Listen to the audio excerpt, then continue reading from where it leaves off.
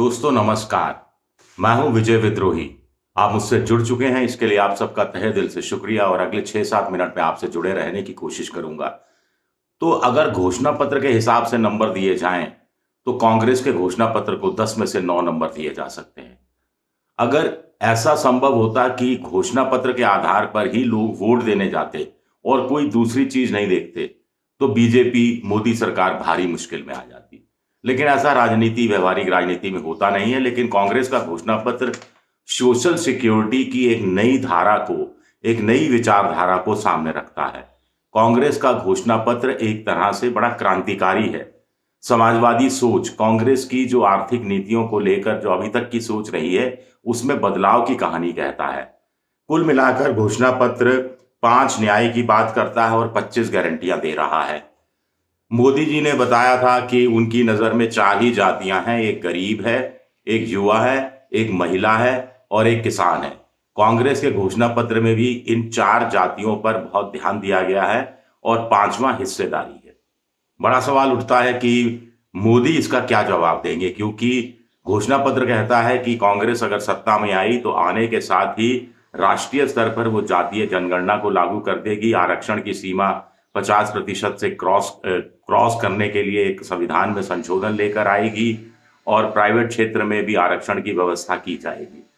BJP के पास इसका कोई जवाब नहीं है अभी तक। घोषणा पत्र कहता है कि एमएसपी को लीगल राइट बनाया जाएगा, बीजेपी इससे इनकार करती रही है मोदी सरकार। स्वामीनाथन आयोग की सिफारिशें हूबही लागू की जाएंगी, मोदी सरकार सुप्रीम कोर्ट में हलफनामा दे चुकी है कि वो ये काम नहीं कर सकती। इसी तरह दूसरी कुछ और योजनाएं हैं महिलाओं के लिए।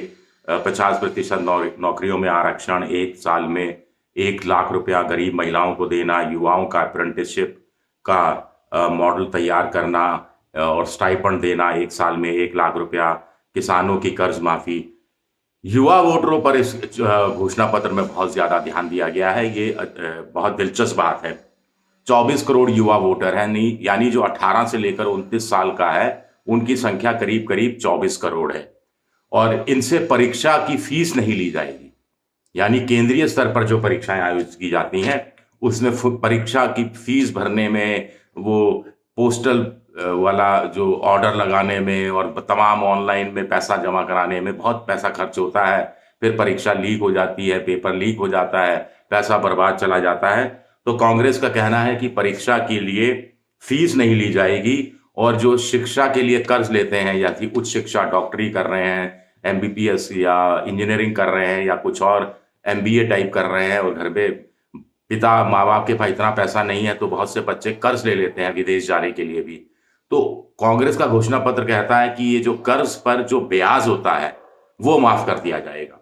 यानी मूल रकम तो चुकानी होगी लेकिन ब्याज नहीं चुकाना पड़ेगा। यानी करीब करीब जितना कर्ज होता है उतना ही आप जानते हैं ब्याज चढ़ जाता है आमतौर पर, ये भी देखा गया है। तो इस हिसाब से ये हेल्थ केयर, एक तरह से यूनिवर्सल हेल्थ केयर की बात कर रहा है, आयुष्मान योजना का विस्तार कर रहा है ये घोषणा पत्र। देश भर के लोगों को, 140 करोड़ लोगों का 25 लाख रुपए का हेल्थ केयर बीमा कराया जाएगा। यानी 25 लाख रुपए तक का कैशलेस इलाज हो सकेगा। ये बड़ी बात है। शहरी मनरेगा होगी, गांव में जो मनरेगा है उसकी तर्ज पर 1ली से लेकर 12वीं कक्षा तक शिक्षा मुफ्त होगी। पहले यही मनमोहन सिंह की सरकार थी जो राइट टू एजुकेशन लेकर आई थी। अब यही कांग्रेस कह रही है राइट टू एजुकेशन की जगह 1ली से 12वीं कक्षा तक पूरी मुफ्त कर दी जाएगी शिक्षा व्यवस्था। कल्याणकारी राज्य की अवधारणा है, राहुल गांधी की छाप है। राहुल गांधी समझ गए हैं कि अभी जिस तरह की कांग्रेस अभी चल रही है उसके सहारे चुनाव नहीं जीता जा सकता और नई कांग्रेस बनानी होगी। तभी कांग्रेस जो छोड़कर जा रहे हैं उनको रोकने की कोई कोशिश की नहीं जा रही। मनरेगा में 400 रुपये न्यूनतम दिहाड़ी करने की बात है। लिविंग वेज देने की बात है कि इतनी तो तनख्वाह होनी चाहिए, इतना तो आपको दिहाड़ी मिलनी चाहिए जिससे आपका दिन भर का गुजारा चल जाए। अभी तो हालत यह है कि गुजारा भी नहीं चल पाता, एक वक्त भूखे रहना पड़ता है। तो ये व्यवस्था कम से कम की जाएगी। और घोषणा पत्र बड़ा व्यवहारिक है, बहुत प्रैक्टिकल है। सोशल सिक्योरिटी, पूरी दुनिया में अच्छे लोकतांत्रिक देश हैं, अमेरिका हो, यूरोप हो, वहां पर सोशल सिक्योरिटी है। तो हिंदुस्तान में सोशल सिक्योरिटी क्यों नहीं होनी चाहिए, जब जिस देश में आर्थिक विषमता इस कदर है, जिस देश में बेरोजगारी बहुत है, जिस देश में महंगाई बहुत है और बेरोजगारी दूर करने के कोई उपाय भी नजर नहीं आ रहे हैं। आप कहेंगे कि व्यवहारिक नहीं है, 1-1 लाख रुपया महिलाओं को दे दिया जाएगा। अरे 1-1 लाख रुपया भी महिलाओं को दे दिया जाएगा तो गरीबी रेखा के की सीमा के नीचे रहने वाली महिलाओं को ही दिया जाएगा, जिनकी भारत सरकार के अनुसार तादाद 5% के आसपास है। तो 2.5 लाख करोड़ रुपए से ज्यादा साल का खर्च नहीं होगा, इससे भी कम खर्च होगा। तो कोई भी सरकार 2.5 लाख करोड़ इस पर खर्च कर सकती है। एमएसपी पर कृषि का मैंने आपको अनुमान लगा ही दिया था। लोग कह रहे हैं 10 लाख करोड़ खर्च होगा, जबकि 1 पैसा अतिरिक्त मुश्किल से 50 से 1 लाख करोड़ रुपया ज्यादा देना पड़ेगा, इससे ज्यादा नहीं देना पड़ेगा। युवाओं को अप्रेंटिस 25 साल से कम उम्र के युवाओं के लिए भी बहुत ज्यादा पैसा खर्च नहीं होगा। कुल मिलाकर जितनी चीजें लाई गई हैं उससे ऐसा लगता है कि उसको पैसे में कन्वर्ट किया जाए। कुछ तो अभी से योजनाएं चल रही हैं, उसका विस्तार भी है, तो भी 5 लाख करोड़ से ज्यादा खर्च नहीं होगा। जो सरकार पर आरोप लगता है कि जिसने सत्ता में आई 16 लाख करोड़ व्यापारियों बिजनेसमैन के कॉर्पोरेट घराने के माफ कर दिए, 12-13 लाख करोड़ बैंक का एनपीए हो गया, वो तो केंद्र में जो भी सत्ता में होगा, क्या गरीबों पर के लिए, महिलाओं के लिए, छात्रों के लिए, विद्यार्थियों के लिए, किसानों के लिए, गरीबों के लिए क्या साल के 5 लाख 6 लाख करोड़ रुपए खर्च नहीं कर सकता? कोई दिक्कत इसमें होनी नहीं चाहिए। फिर जो कैशलेस इलाज है वो तो 140 करोड़ का है, सब पूरे देश की जनता इसमें आएगी। आप कहेंगे कि इसमें फायदा क्या होगा कांग्रेस को?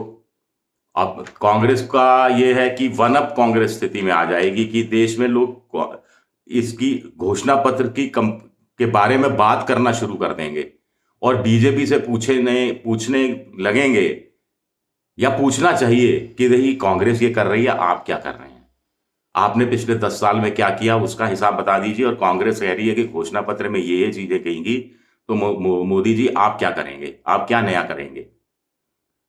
ये एक बड़ा सवाल उठता है। दूसरा, कांग्रेस को अपना वोट बैंक का विस्तार करना है। पिछली बार कांग्रेस को करीब 12 करोड़ वोट मिले थे, करीब 52-54 सीटें मिली थी।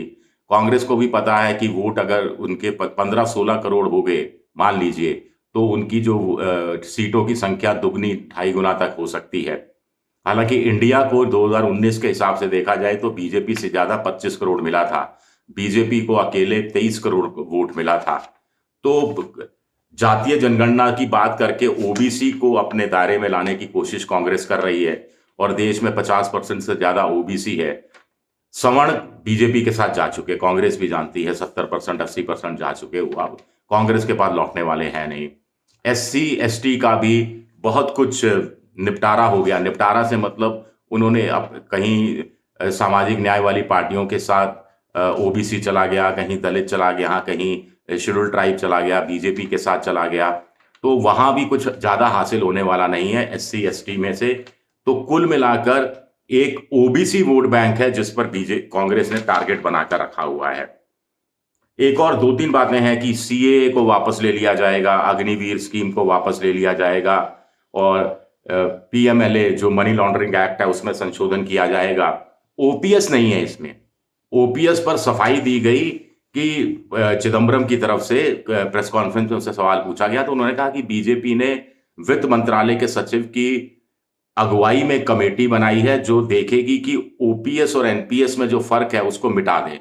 यानी ओपीएस में जितनी रिटायर्ड होने पर जो वो मिलती थी पेंशन, उतनी ही न्यू पेंशन स्कीम में मिलने लगे या उससे बराबर, करीब करीब बराबर मिलने लगे। ऐसी व्यवस्था केंद्र सरकार करने जा रही है, तो इसलिए ओपीएस पर वो चुप हैं, वो देख रहे हैं उस कमेटी की क्या रिपोर्ट आती है, उसके आधार पर वो तय करेंगे। पेगासस, राफेल, नोटबंदी पर नए सिरे से कार्रवाई होगी। ये मोदी सरकार के लिए चिंता की बात हो सकती है। एक खास बात यह है कि जो कांग्रेस के लिए है कि अब इसका विस्तार कांग्रेस के नेताओं को करना है, कार्यकर्ताओं को करना है, जनता के बीच में घोषणा पत्र लेकर जाना है।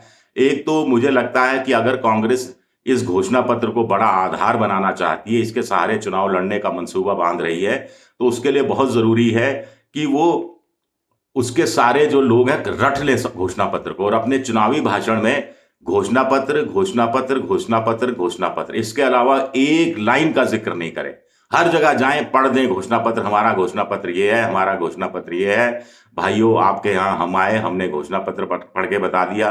मोदी जी आए, अमित शाह जी आए, योगी जी आए, भजनलाल जी आए, जो भी आए, आप उनसे भी सवाल पूछ लेना कि कांग्रेस के घोषणा पत्र में ये है, आपके जो संकल्प पत्र में क्या है, या आप इससे बढ़कर क्या देंगे हमें। क्योंकि अब देखिए, एक कार्यकर्ता अगर 100 वोटर तक भी ये बात पहुंचाने में कामयाब रहे तो कांग्रेस को फायदा हो सकता है। अब इसमें से एमएसपी वाली बात है, महिलाओं वाली बात है, युवाओं वाली बात है, ये तो 15 दिन, 20 दिन, 1 महीना हो गया। जातीय जनगणना की बात करते हुए राहुल गांधी को तो साल, 1.5 साल हो गया। लेकिन कितने कांग्रेस के नेता हैं, कितने कांग्रेस के जो दूसरे प्रदेश स्तर के नेता हैं जो इस बात को आगे बता रहे हैं, अपने भाषणों में शामिल कर रहे हैं? नहीं कर रहे, माहौल नहीं बना पा रहे हैं। तो अब इस घोषणा पत्र का क्या होगा, ये देखना दिलचस्प रहेगा। शुक्रिया मेरा ये वीडियो देखने के लिए। पसंद आए तो लाइक कीजिए, सब्सक्राइब कीजिए, शेयर कीजिए। आप मेंबरशिप ड्राइव में जा सकते हैं और मेरी आर्थिक मदद की भी कोशिश कर सकते हैं। शुक्रिया, बहुत बहुत शुक्रिया।